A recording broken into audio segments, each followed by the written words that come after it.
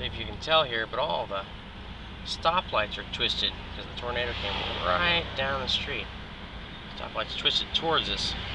This one's maybe not the easiest one to see, but the next one is unreal. It's twisted all the way around, 45 degrees.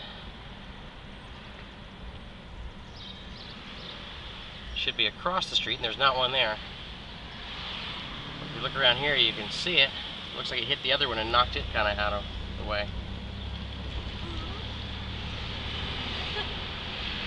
A lot of wind. The tornado came right down Main Street. The other side of town, trees are just snapped off in a row.